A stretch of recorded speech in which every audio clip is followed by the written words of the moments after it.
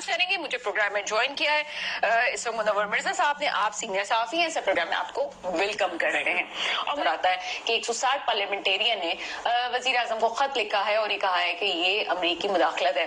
مداخلت کہاں ہوئی ہے؟ کیا آپ سمجھتے ہیں ہمارے پاس سے خط لکھنا اور آگے خط کا جواب دینا کس طرح اس معاملے کو لے کے چلتے ہیں؟ سب سے پہلے تو میں آپ کو یہ کہوں گا کہ اس کا جواب یہ سوال کیا گیا تھا.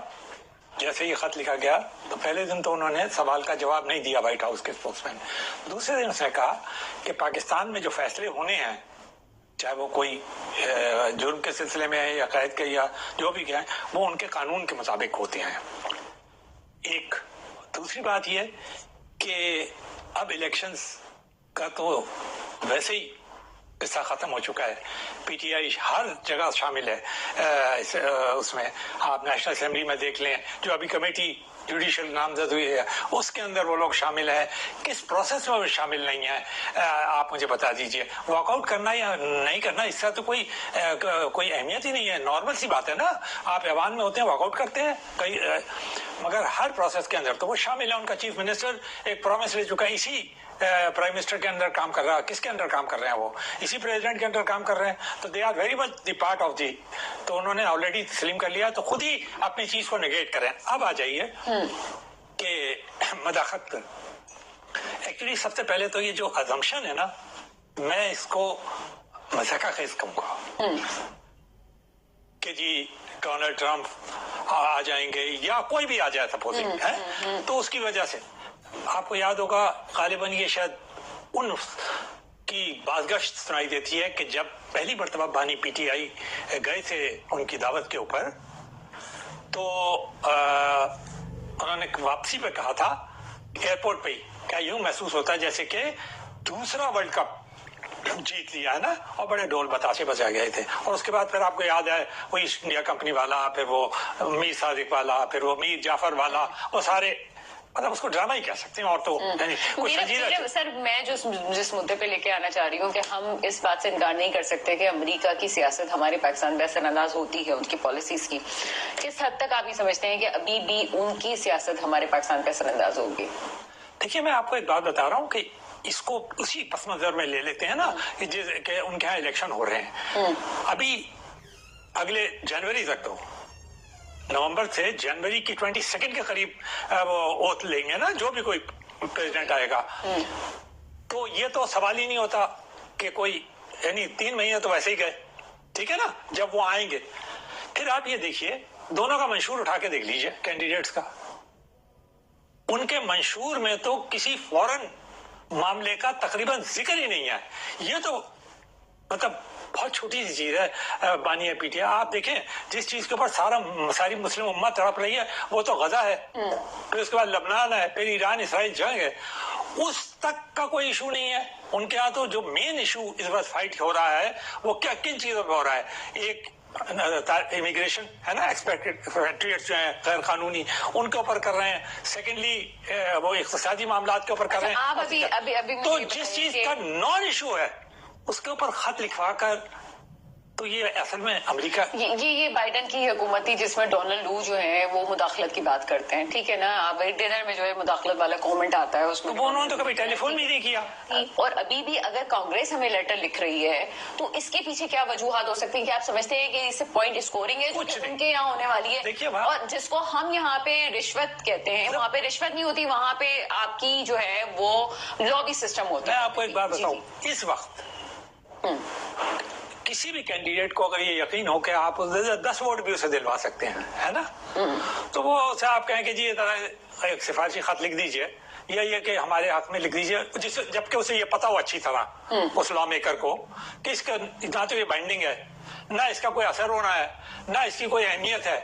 تو وہ ایک بے ضرر سے خط کو لکھنے میں کیا ہے. لیکن ایک بات ہے, یہ خط اگر امریکہ کی حکومت کی طرف سے آتا, آپ نے دیکھا وہ جو کانگریس کو بھی 160 ممبرز نے پیش کیا تھا, اس کا بھی کوئی اثر نہیں ہوا کوئی اثر. یہ پاکستان کے ایمبیسڈر, امریکہ کا جو پاکستان میں ایمبیسڈر ہے, اس نے کوئی ذکر کیا کہ جی کوئی اس قسم کی کوئی چیز ہوئی ہے؟ کبھی نہیں ذکر کیا. وہ تو وہی کوآپریشن کی ذکر کر رہا ہے کہ ہم یہ آپ کے لیے کام کر رہے ہیں, ہم آپ کے لیے یہ کام کر رہے ہیں. تو یہ ایکچولی ایسے ہی ان کے پاس कोई मौजू नहीं होता। अगर किसी ने गुज़िश्ता 20 साल के अंदर सबसे सख्त जुमला पाकिस्तान के खिलाफ कहा है तो वो बानी पीटीआई के जाने से 6 माह कबल जनवरी में अपनी तकरीर में डोनाल्ड ट्रंप ने कहा था। उसने कहा था $18 बिलियन हमने पाकिस्तान को दिए अफगान उसके सिलसिले में फैसिलिटेशन के लिए, और पाकिस्तान ने हमारे साथ चीट किया, जिसके ऊपर आपको याद है इस कदर जबरदस्त हंगामा हुआ था। खुद पीटीआई उस वक्त रूल कर रही थी, कितना जबरदस्त हंगामा हुआ था। तो एक आदमी जो इस लेवल की हद तक पाकिस्तान को क्रिटिसाइज कर चुका हो, he is a very unpredictable man, everybody knows it.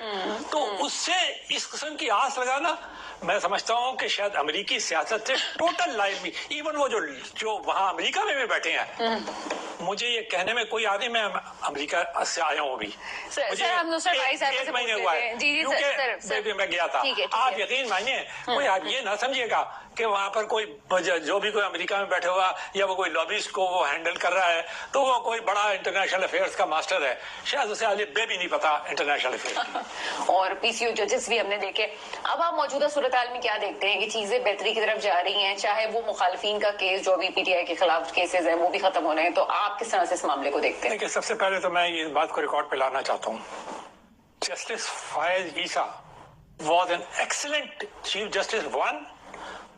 जितना वो लॉ जानते थे, मुझे तो लाइव सुनने का मौका मिला, पहले तो पता ही नहीं चलता था कि वो चीफ जस्टिस साहिबान करते क्या हैं। उन्होंने पहली मर्तबा पाकिस्तान के अवाम को लाइव दिखाया कि सुप्रीम कोर्ट के अंदर बड़े से इख्तलाफ कर ले आप, बड़े से बड़ा वकील भी खड़ा होता था वहाँ पे। आज ही पूरे बेंच ने तनकीद की, फाइजा का नाम लिए बगैर आज बहुत बड़ी तनकीद की है उन लोगों ने कि जनाब जो कुछ हुआ है वो सबके सामने है, और आप मंसूर अली शाह साहब का भी दौर देख सकते हैं, वो भी सामने है कि जी तारीख माफ नहीं रखेगी। तो इस किस्म की सियासतें हुई हैं, और जो कुछ इस्लामाबाद में हुआ वो भी मेरा ख्याल है कि पूरा पाकिस्तान क्या पूरी दुनिया के सामने आ गया कि उनको किस तरह से उनकी इंसल्ट, किस तरह मतलब ये कहते हैं। और वो जो हरकत की गई है, कोई एक हरकत है वो तो फिर वहां से चलेंगे फिर मस्जिद नबवी सल्लल्लाहु अलैहि वसल्लम से, तो कौन सी जगह से हरकतें नहीं हुई हैं कि तो वो तो छोड़ें।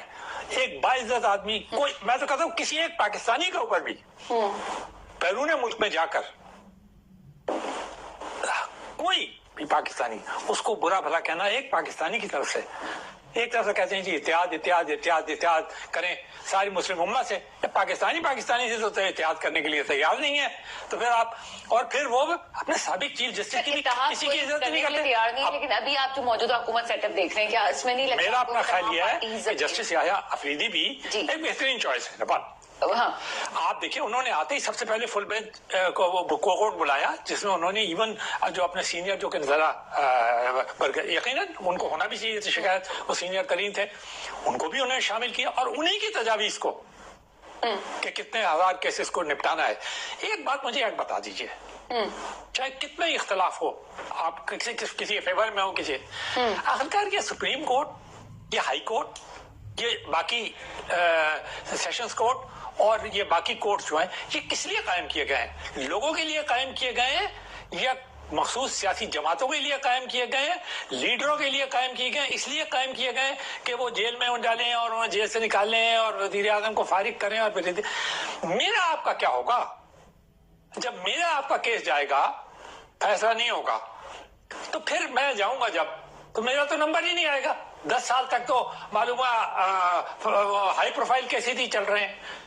तो खुदारा पाकिस्तान में अब सुप्रीम कोर्ट को और चीफ जस्टिस को, मेरी मीडिया से भी एक दरखास्त है, सब मेरे छोटे बड़े हैं, बहुत सबसे बहुत कुछ सीखा कि खुदारा अब ये कोर्ट की जो सियासत है ना, इसको आप छोड़ दें, इसकी हेडलाइनें लगाना छोड़ दें, इसकी ऑब्जर्वेशंस की, और उन्हें इजाजत दें। देखिए कुछ हकीकतें हैं, नजरिया जरूरत के तहत फैसला करना या नजरिया जरूरत के तहत कानून बनाना, ये मेरे या किसी मीडिया वर्कर का जुमला नहीं है, ये आपको पता है कि सीनियर लोगों का जुमला है कि पाकिस्तान जो है वो तो किसी की हिम्मत नहीं पड़ी क्रिटिसाइज उस वक्त नहीं।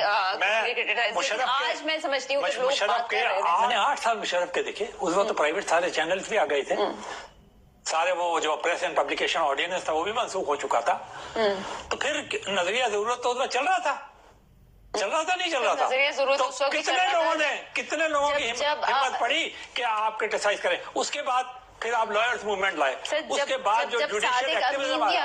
لیکن آپ ابھی بھی اس بات پہ قائم ہیں کہ قاضی فائز عیسیٰ صاحب کی جو ایک کریئر تھا وہ بھی داغ تھا, کیسے دیکھتے ہیں؟ دیکھیں میں اس کے 3-4 زاویے ہیں. سب سے پہلے تو خود فائز عیسیٰ صاحب جو ہیں, جس طریقے سے انہوں نے اپنی وہ جو الزامات ان کے اوپر لگائے گئے تھے دور پی ٹی آئی کے اندر, جس طریقے سے انہوں نے خود کھڑے ہو کر ان سب سے اپنے آپ کو کیا, پورا سپریم کورٹ نے اس بات کو تسلیم کیا کہ نہ صرف وہ تمام الزامات غلط ہیں, جھوٹے ہیں اور ان کے ساتھ زیادتی کی گئی. اور آپ کو یاد ہوگا کہ وہ الزامات جو تھے وہ پرائم منسٹر کی طرف سے گئے تھے پریزیڈنٹ کو, اور اس کے بعد اٹھائے گئے تھے, اور تمام کے تمام سپریم کورٹ نے خود اسٹرک ڈاؤن کر دیے. نمبر 1. دوسرے, ایز اے چیف جسٹس میں نے آپ کو بتایا پاکستان کے عوام کو آپ اختلاف کر لیں ان کے فیصلوں سے, صرف فیصلوں سے اختلاف کر سکتے ہیں آپ, یہ تھوڑی کہ آپ کسی شخصیت سے ان کی قابلیت.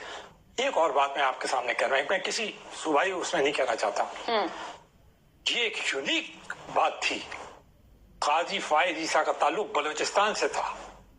سر ہم جانتے ہیں ان کے کریئر کے حوالے سے, ان کے والد کے حوالے سے بھی, ایک تو یہ اور ایک اور چیز میں ریویل کر دوں سر,